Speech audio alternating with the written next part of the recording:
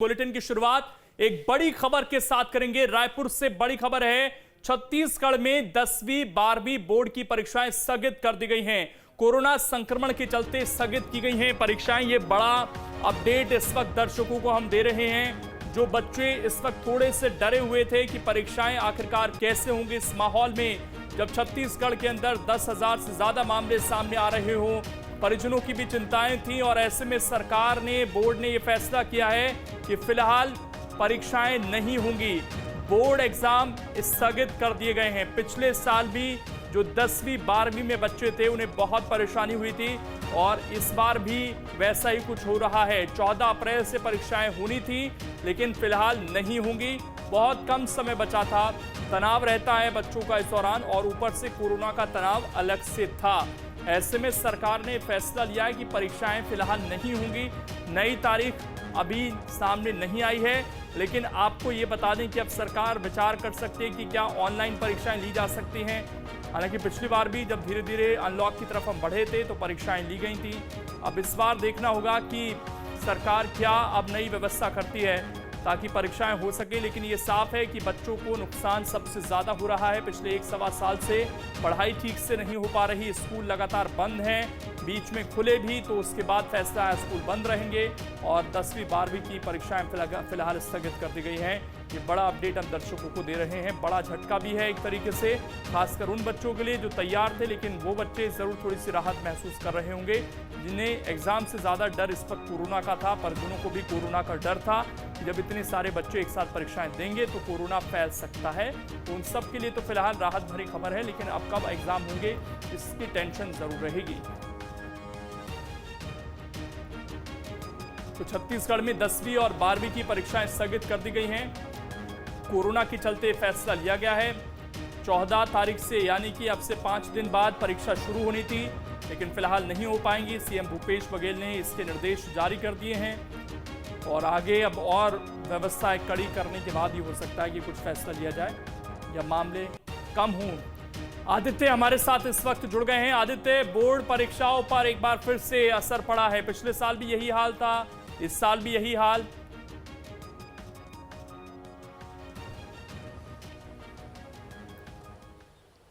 बिल्कुल, देखिए लोकेन जी, अभी मुख्यमंत्री से सभी अखबारों के संपादकों और सभी इलेक्ट्रॉनिक मीडिया के जो स्टेट ब्यूरो रहते हैं सभी से बातचीत हुई। मीडिया कर्मियों से, पत्रकारों से वो यही इस बारे में बातचीत कर रहे थे कि आपको क्या लग रहा है कि छत्तीसगढ़ में कोविड-19 को लेकर क्या बेहतर किया जा सकता है उसकी रोकथाम के लिए और किस तरह हम इसको संक्रमण रोकने में और कारगर हो सकते हैं। तो यही सवाल किया गया।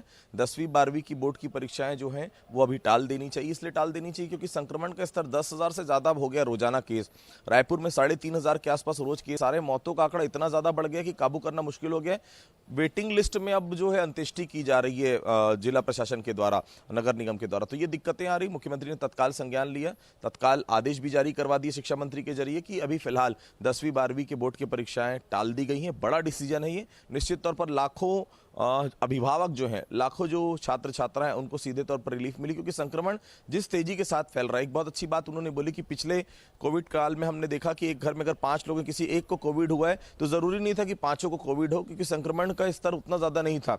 लेकिन अब ये हो रहा है कि एक घर में अगर एक को कोविड हुआ है, 10 लोग उस घर में रहते हैं तो 10 के 10 पॉजिटिव आ रहे हैं और उसमें से 4 लोगों को ऑक्सीजन की जरूरत पड़ रही है। तो ये दिक्कतें आ रही हैं। बच्चे सबसे ज्यादा क्रूशियल होगा उनका, अगर वो पेपर देने जाएंगे निश्चित तौर पर संक्रमित हो सकते हैं। शिक्षक वहां पर पहुंचेंगे, पूरे स्कूल के स्टाफ पहुंचेगा क्योंकि अगर एग्जामिनेशन कराना है तो पूरी व्यवस्था आपको देनी पड़ेगी।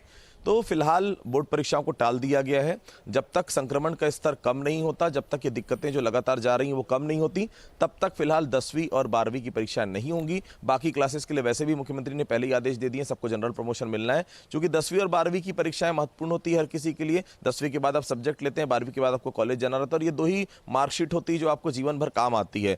इसलिए मुख्यमंत्री ने यह कहा कि मैं अभी रद्द नहीं कर सकता, लेकिन चूंकि संक्रमण का स्तर काफी ज्यादा बढ़ रहा है, फिलहाल परीक्षाओं को स्थगित करने का आदेश उन्होंने दे दिया है। फिलहाल अभी जब तक संक्रमण कम नहीं होगा, जब तक ये परीक्षाएं स्थगित रहेंगी। फिलहाल आज से लॉकडाउन भी है रायपुर में।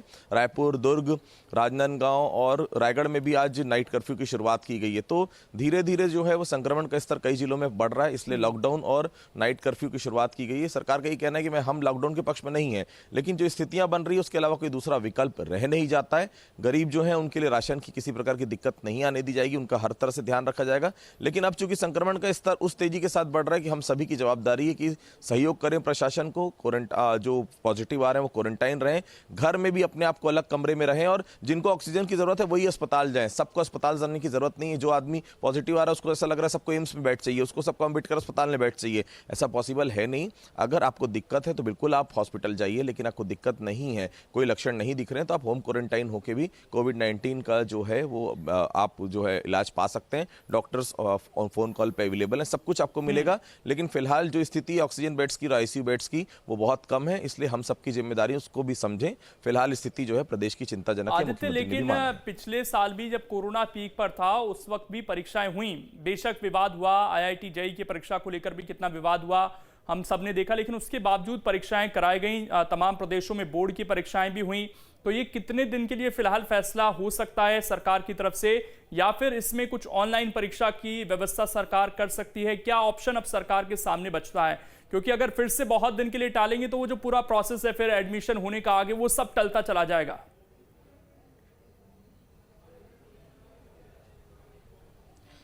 देखिए लोगन जी, पहले जिम्मेदारी है लोगों की जान बचाना। ये सब देखिए परीक्षाएं आप अगले साल भी दे देंगे, एक साल अगर जनरल प्रमोशन मिल जाए कोई बड़ी बात नहीं है।